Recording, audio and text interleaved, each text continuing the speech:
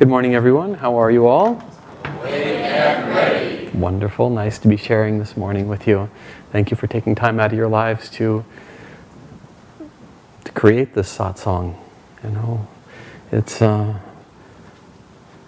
satsang, a sangha is built one soul at a time by those who show up with yearning and love. Yogananda has a very sweet and very, it's part of a longer poem, but it's still very short. He's talking about where's the best place to worship or how best to worship. And he says, a humble magnet call, a whisper by the brook. On sunny altar small, 'tis there I have my nook. It doesn't take fancy places and fancy things. It's just a humble magnet call, a whisper from the heart. That's the beginning of real worship. We'll start with a reading from Whispers from Eternity. Yogananda said there were 3 scriptures that God commissioned him to write when he was born for that lifetime. And one of them was to write editorials on the Bible and on the Gita, and then Whispers from Eternity. These are prayer demands. He said we should not go to God as beggars, but demand as children our birthright. So this is number 149. Demand to set fire to the forest of darkness. I built a fire of devotion in the dark forest of delusion.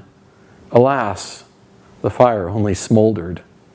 Then thou didst come and set fire to a few of my frailties. That fire quickly spread, consuming the bushes of my prickly desires, my tall, towering vanities, and the thick underbrush of my arrogance. The whole forest of my darkness is blazing, and I behold only thy light shining everywhere. I thank thee, Father, for thy help. Help me thus always. Let me open a path of light for all to follow. We have 2 topics today. We have a quality and a topic. The quality is kindness, and it really is the hallmark of a refined nature and the awareness of spirit. And across all the ages, it's been recognized as one of the most profound expressions of spirit. In fact, again, Yogananda has a wonderful affirmation. As I radiate peace and goodness to others, as I share kindness with others, I open the door for God's love to come to me. Divine love is the magnet that draws to me all good. That in the giving of kindness, everything that we seek, it comes back to us. I think these found their way into the bulletin today, this list of quotes. I'll just read a few of them. I just selected a handful from across time and places. Mahatma Gandhi suggested that the simplest acts of kindness are by far more powerful than 1,000 heads bowing in prayer. And the Dalai Lama says, this is my simple religion. No need for temples, no need for complicated philosophy. Your own mind, your own heart is the temple. The philosophy is simple kindness. And Khalil Gibran, the smallest act of kindness is worth more than the greatest intention. Plato noted, be kind, for everyone you meet is fighting a harder battle. Desmond Tutu, who's a contemporary mystic, says, do your little bit of good where you are. It's those little bits of good put together that overwhelm the world. There's a cute story of Desmond Tutu and the Dalai Lama. It's a true story. They were part of a panel on education up in Seattle. And there was a breakfast or a lunch on Sunday, kind of wrapping up the week. And they were sitting at the head table and just chatting back and forth and laughing and enjoying each other. And then the Dalai Lama nudged Desmond Tutu and said, "You got to straighten up, here come the cameras."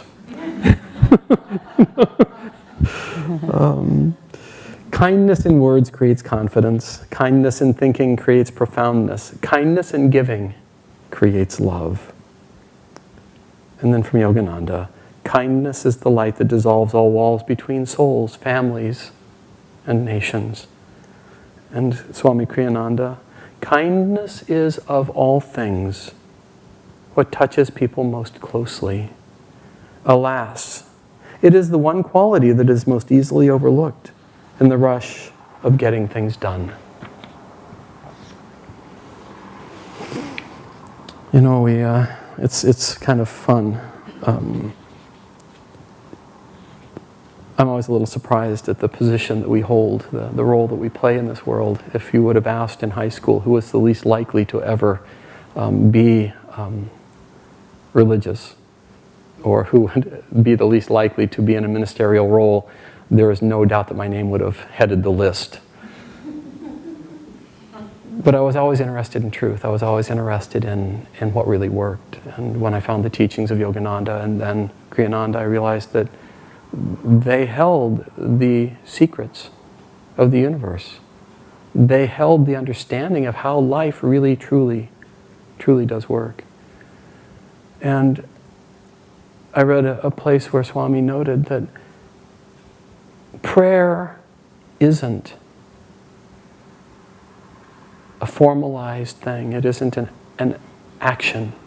It is the constant murmurings of the deepest part of your own nature. We're constantly in prayer. We're constantly yearning for wholeness. We're constantly reaching for something. I've told this story before, but it always just strikes me as so appropriate, of the man who was lost. He was a builder, and he was sailing with a bunch of friends, and he was lost at sea, and he got washed overboard, and they never found him. And so they considered him dead, and it was some 15 or 20 years later that his friends kind of were revisiting the same area and sailing that same area. And they saw something on a tropical island, and it looked like, you know, the closer they looked, the more it looked like there had been habitation or something, but there shouldn't have been in this area. So they sailed over, and sure enough, of course, they found their friend, and he'd been living on this island the whole time. And there was great rejoicing, and they were about to take him back to civilization. We said, wait, I got to show you. Before we go, I have to show you around. And so they all went, and he said, this. And he took him to a beautiful, simple but beautiful structure that had been made there in the jungle. And they said, well, what is this? And he said, oh, this is my home. This is where I've been living. And they just rejoiced. There was so much love in it. And then he took them across a glade and into a meadow. And there was this just beautiful structure that obviously had love, tons of love poured into it. And they said, well, what is this? And he said, oh, this is where I worship. This is where I go to church. This is my church. And as they were leaving, and it was just so beautiful, and they just sat and meditated a little bit. And as they were leaving, one of them saw another just beautiful structure kind of out in the jungle off a little ways. And he wasn't taking them there. And they said, well, what is that over there? And he said, oh, that's where I used to go to church.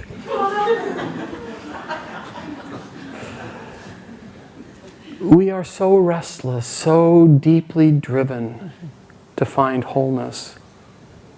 And we have built into us, through the senses, through delusion, through how this creation is made, we have built into us the compulsion to look outwardly. And we can talk about this on really large scales, but it is the one mechanism throughout all of creation and throughout all of the entire span of our own existence, from the time we're created from God till the time we find our way back millions and millions of lifetimes later. It's the one thing, is the desire to find wholeness by arranging the outer details. And it's just an increasingly subtle game. It's an increasingly subtle effort. We can start with, big things. If I got that dress, if I got that car, if I got that house, if I got that partner, if I had those kids, if my kids would just behave. Oh, excuse me. If if things were just different at that level. But then, even on the path, we tend to script it. If our spiritual teacher behaves this way, if the church is like that, one of the greatest and most sinister things that can creep into a sangha is the thought in the back of the mind, well, how could a devotee behave like that? Think about it. How could they dare? If they were a real devotee, if this was a real path, this is what it would look like. And so certainly it can't be a real path because they did this. My happiness, my capacity to perceive God, always conditioned by something external to ourselves.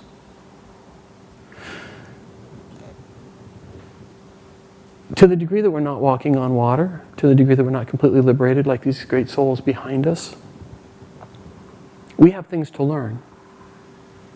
And the farther we go along the path, the more subtle those things are that we have to learn, and the more powerful and painful are the moments when we don't get it right.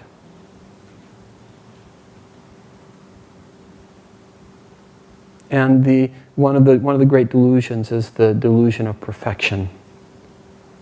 That this is what it's supposed to look like, and unless I can do it perfectly, I won't do it.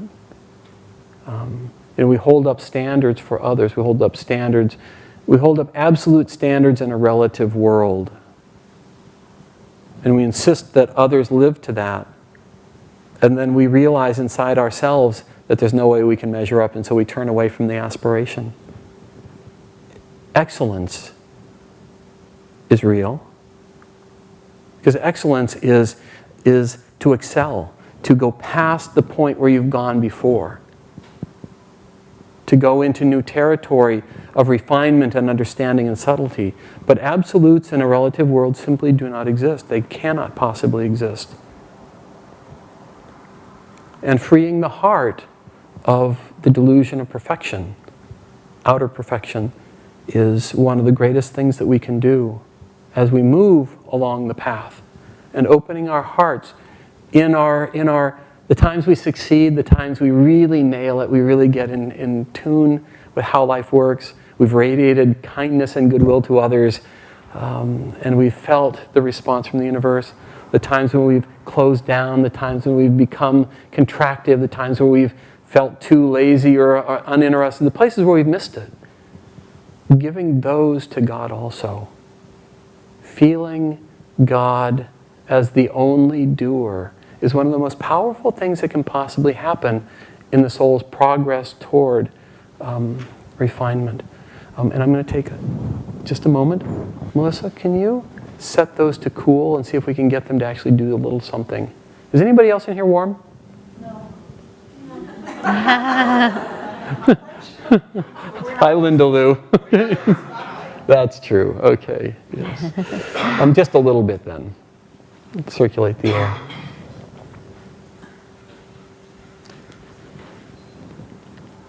The best way to worship. The best way to worship. I told Ganga Mata's story a little earlier in the first service, but for those that didn't hear it, some ministers and priests were talking outside. They were just, chatting about what's the best way to worship. Well, it's in the tabernacle, it's at home, it's in meditation, it's in prayer, it's in Sufi dancing, and they were all talking and discussing. It's kneeling, and a telephone repairman overheard the conversation, and he he said, "Excuse me, but I've always found that the most effective prayer I've ever done has been hanging upside down from a telephone pole." The immediacy of life, the immediacy of the things that come to us that do not feel good, do not resonate. There are real guidelines in life. There are real markers, the experience that we have of disharmony inside, the sense of discontent, the lack of peace in our own hearts is a marker that something inside, we're missing something. We're not in tune with the divine flow. And prayer, real prayer, is is the calling out, the effort to try and get ourselves back in tune. But the worldly person reaches outward. If only they would behave differently, if only this would happen, instead of Gyanamata, who was Yogananda's most advanced female disciple, woman disciple, she said, Lord, change no circumstance in my life. Change me. Because if we can find that presence of God, that joy, that love, that wholeness, under the worst of circumstances, we will never lose it under any circumstance. A friend of mine, we're gonna do a little something here, but this is kind of a way of wrapping up. There was a man, he was a Swede, and he loved his saunas, and he loved his saunas hot. And he couldn't get it hot enough, and the devil heard about him, and the devil said, I hear you like your saunas hot. And the man said, oh yes, I like my saunas hot. And he says, how hot do you like them? He says, I've never found one yet that's hot enough. And so the devil, said, well, let's find out. And he started to stoke the sauna, and he says, how do you like it? And he says, fine, I like my saunas hot. And so he stoked it hotter and hotter, and pretty soon volcanoes were erupting around him, and the whole world was going up in fire and flame and smoke. And he looked at the man and he says, how do you like it now? And the man said, I like it fine. I like my saunas hot. Until finally the devil just gave up. And the man just smiled and he said, even the devil won't take me. I like my saunas hot. And we need to learn to like our saunas hot. We need to learn to like what life brings us. And if it's a hot fire, to step into it and just take it on and sweat it out and let it pour through us. Because at some point then even the devil won't take us. Nothing can touch us if we learn increasingly, as Yogananda said, to stand unshaken amidst the crash of breaking worlds, to stand deeply in the spine, in the center of creation, in the center of life, in the midst of joy, in the midst of love, in the midst of kindness, under every circumstance. And it is a muscle that has to be developed. When it's perfected, you will be liberated. Every step along the way, and it takes discipline, it takes effort, it takes guidance to get there. And there's a point along the way. We're going to do a little something. We do it about twice a year at Sunday service. There's a point in everybody's life, whether it's this life or some life in the future. Kriyananda was once asked by somebody, says, do you really need a guru? And Kriyananda said, of course you don't. Of course you don't. Unless, of course, you want to find God, and then you need a guru. If you want to learn to stand unshaken amidst the crash of breaking worlds, you need the power of God that comes through these great masters on our behalf to help us learn how to do it, to guide us and strengthen us and support us in our efforts. And so twice a year, we spend a lot of time working with people to help them find their way into the presence of God. We work with the teachings of Kriya Yoga. We work with, the music. We work with satsang and study and service and support and all kinds of things that are all mechanisms that we can use to attune ourselves to the flow of God's presence. But at some point, every individual has to say, has to realize, I do not have the power. I do not have the capacity to do this myself. I need help.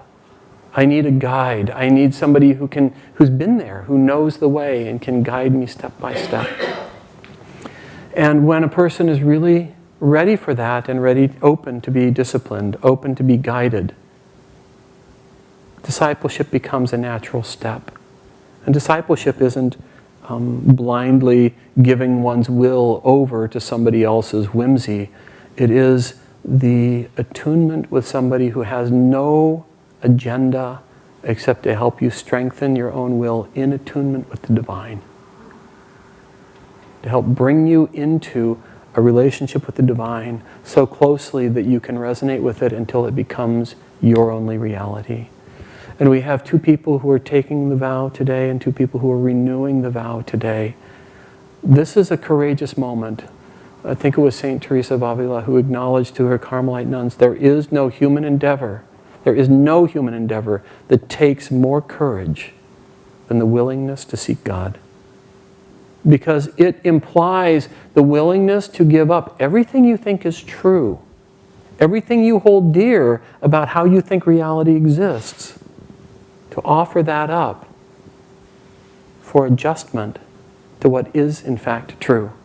And all the cherished attitudes and all the cherished commitments to where happiness will come from, go into that fire, go into that offering, so that we can get back the things that really do work, the attitudes and the mechanisms and the power and the behaviors that really do work. But it's oh so scary. It's the only thing that really works, but it's oh so terrifying. But every time we go through, every time we open ourselves to the guidance of a true guru, we find our heart expanding. We find our power inside developing until finally, increasingly, we're able to stand unshaken amidst the crash of breaking worlds. And so, if we could have the 4 of you come up, they'll come up with a flower and a donation. The flower represents their devotion, their love of truth and beauty, and the donation represents their willingness, their yearning to have the blessings of which they are partaking shared with everyone, shared with the world, to go out. Because we cannot have realization just for ourselves. We are tied, we're connected to everything else that exists. And if we try and get it for ourselves, we shrink down. We work against the very realization we're trying to find. So this is a very courageous moment and a great moment for the 2 of you, and a great moment for the 2 of you to reaffirm that commitment and reawaken the power of that connection to guide your lives. So if you'll come up, all 4 of you will come up and just face the altar.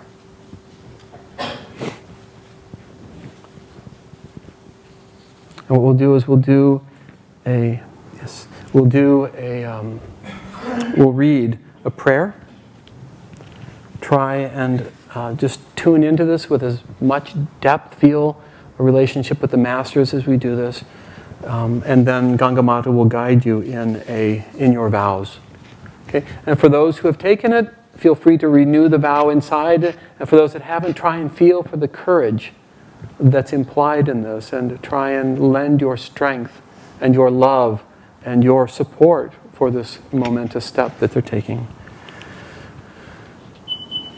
Heavenly Father, Divine Mother, friend, beloved God, Jesus Christ, Babaji Krishna, Lahiri Mahashaya, Swami Sri Yukteswar, and Paramhansa Yogananda, I bow to you all. Divine Mother, I come before thee today, having long sought thy eternal light, long pondered the eternal truths, long followed the winding path that leads to thee. I have walked with my own strength, all too seldom with thine. I have walked with the thought, I want this from life, these answers, that guidance, this pathway or that. But I have seen that as often as I made claims on life, it eluded me. As often as I presumed on thy will, it turned away from me. Too long, Mother, have I sought thee for myself, not for thy love. I know now that without thy strength added to mine, infusing it, I shall never find thee. Thine is the power, the grace, the infinite glory. With loving faith now I seek thee, through the ray of thy light that thou hast offered me. I will ascend to thee not by my power alone, but by the power of thy infinite love. I am thine, Mother. Be thou eternally mine. And now repeating after me, I offer myself in service and devotion to your cause and to the ray of the divine light as it is represented by your channels, Jesus Christ, Babaji Krishna, Lahiri Mahashaya, Swami Shri Yukteswar, and Paramahansa Yogananda, accept me into this family of self-realization, and make me also through them an instrument of thy blessings. Thus as I receive, may others be blessed also to receive. I will join my energies to those of my Guru Bhais, my spiritual family on earth. I will cooperate with them, and especially with the living representatives and guides of my divine line of gurus. Discipline me, guide me, purify me, teach me to attune myself to thy ray, until at last, through daily meditation, service and devotion, I unite my soul with thy infinite spirit. Now, if one by one you'll place your flowers and offering on the altar and put the flowers so the petals are out, then come to us, we'll bless you on behalf of the masters. And then just go to the end of the line. Okay. So please.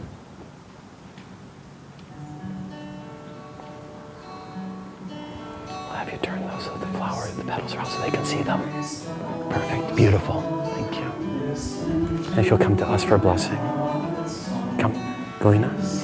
That's okay. Yeah. God bless you.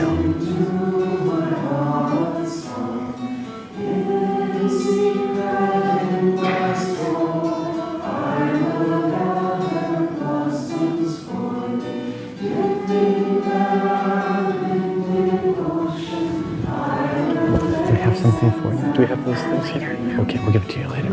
Okay. Yeah.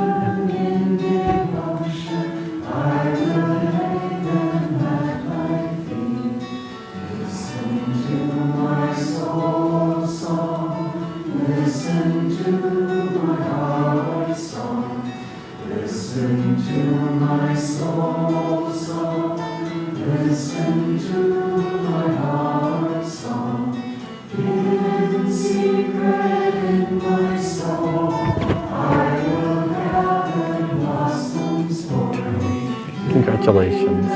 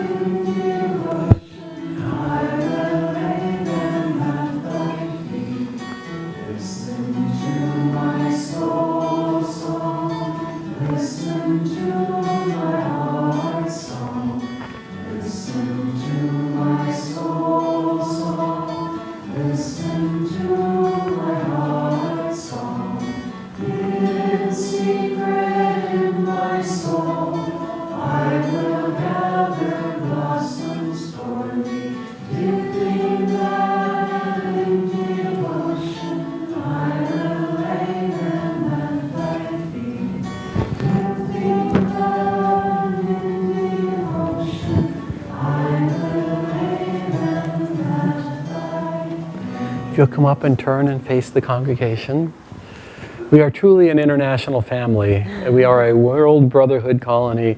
We got Africa and Russia represented in the mix of the new disciples today. It is just so lovely. Can we stand and just send them all our love and blessings in sending 3 ohms. Feel them strengthened in their resolve, in their self-offering, and in their awakening joy and power in God.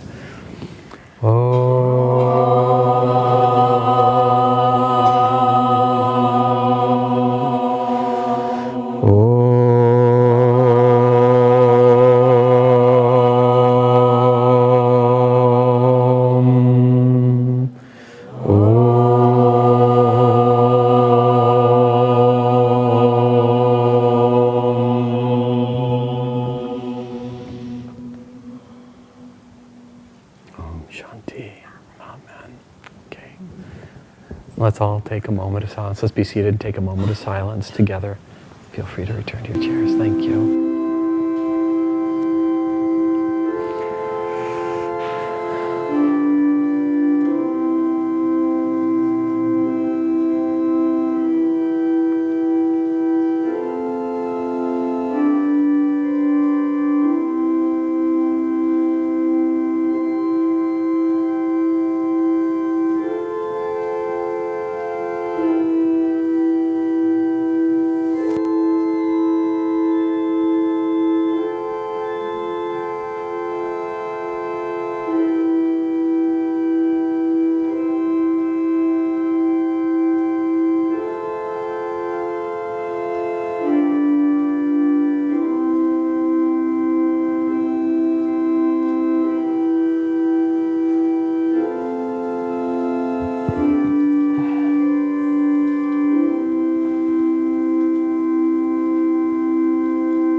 I was caught up in ecstasy. 'Twas a day sanctified by God. There He showed me the truths of heaven. Truths which all seeking Him should know. How the soul made to live in freedom can reclaim its eternal right.